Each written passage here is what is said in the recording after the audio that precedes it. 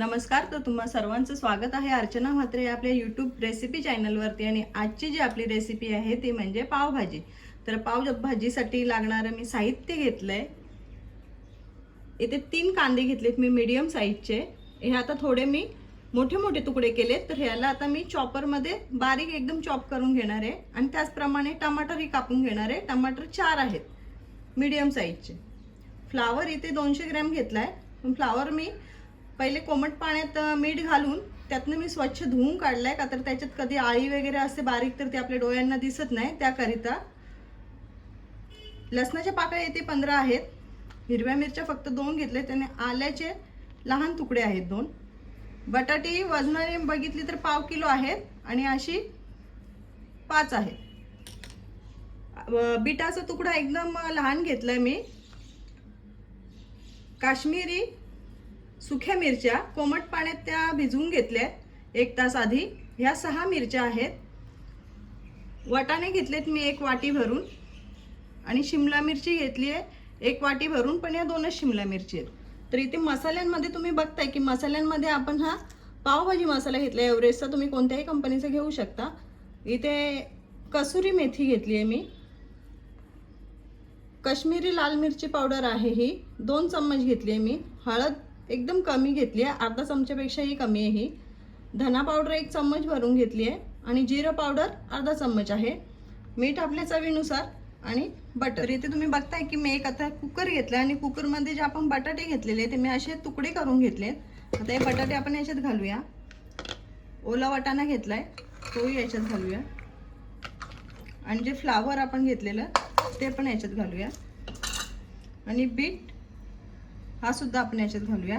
आणि ह्याच्या आता आपण 2 ते 3 शिट्ट्या काढून घ्यायच्या, म्हणजे या भाज्या आपल्याला आता शिजवून घ्यायच्या आहेत. आणि याच्यात पाणी घालायचं, तर पाणी फक्त भाज्यांच्या किंचित वर येईल एवढंच घालायचं. किंवा भाज्यांच्या बरोबरीला घातलं तरी चालतं, नाहीतर मग पाणी कुकरमधनं बाहेर येईल. आणि याच्यात आपण थोडंसं आता मीठ घालूया.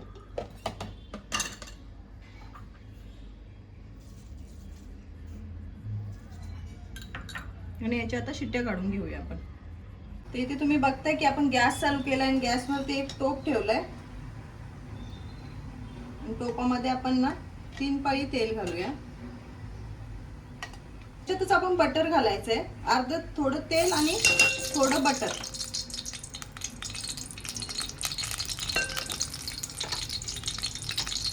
आता हे जरा तापू द्या. तर इथे बघताय तुम्ही आपलं तेल आणि बटर आता तापलंय चांगलं. याच्यात आपण जो कांदा चॉप करून घेतलाय ना बारीक, हा घालूया. आणि हा कांदा आपण चांगला आता परतवून घेऊया.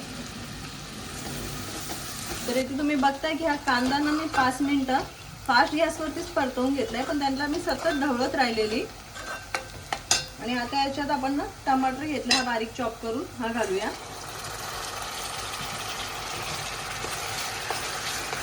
आता टमाटर घातल्या तसंच परतवून घ्यायचंय. तर टमाटरला खूप पाणी सुटतं ना, मग ते पाणी थोडं आटलं पाहिजे, तोवर आपण आता हे परतवून घेऊया. तर इथे बघताय तुम्ही की आपण टमाटरही 5 मिनिटं चांगला असं परतवून घेतलाय. आणि आपल्या टमाटरला बघताय तुम्ही की तेल सुटलंय साईडनं. आता याच्यात ना आपण जी शिमला मिरची घेतली ना बारीक चॉप करून, ही घालूया.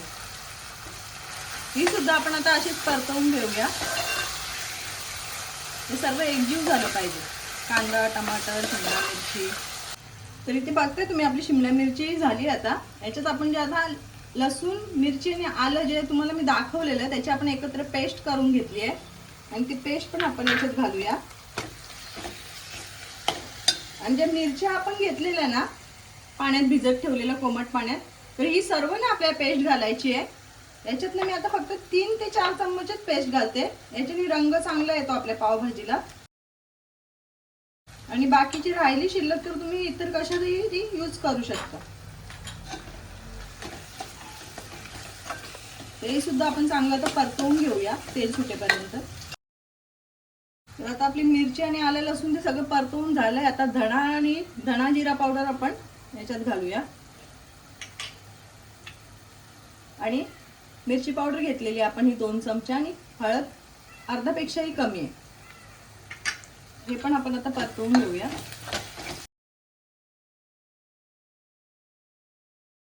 तर आता ह्याच्यात आपण जो पावभाजी मसाला घेतलाय ना, तर तो आता मी 2 चम्मच घालते. आता गॅसची फ्लेम आपली स्लो आहे. याच्यात आता मी किंचित पाणी घालते ह्या मसाल्यांमध्ये. आणि आता पावभाजीचा हा स्मॅश करायचा स्मॅशर आहे ना, याच्याने आता हे आपल्याला पूर्ण स्मॅश करून घ्यायचं, एकजीव करायचंय पूर्ण. याला तेल सुटेल मसाल्याला आपल्या. तर इथे बघताय तुम्ही की 2-3 मिनिटं चांगली मी स्मॅश करून घेतलाय हा मसाला. याला तेल सुटले या मसाल्याला आपल्या.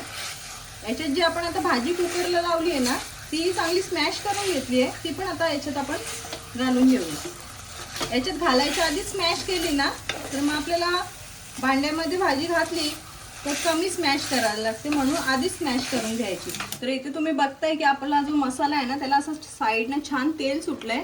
आणि हा मसाला मी जेव्हा स्मॅश करत होती ना, तुम्ही 2दा याच्यात पाणी घातलंय आणि 2दा ते स्मॅश करून घेतलंय व्यवस्थित. म्हणजे त्याला हे तेल इतपत सुटेपर्यंत, आणि एवढं तेल सुटलंच पाहिजे म्हणजे आपल्या ह्या मसाल्याला. तेव्हाच आपण त्याच्यात बॉईल केलेल्या भाज्या आहेत ना, त्या ॲड करायच्या आहेत. तर ह्याच्यात ना मी आता थोडीशी कसुरी मेथी घेतली आहे. तर ती आपण हातावरती थोडीशी अशी चुरायची आणि ती याच्यात घालायची.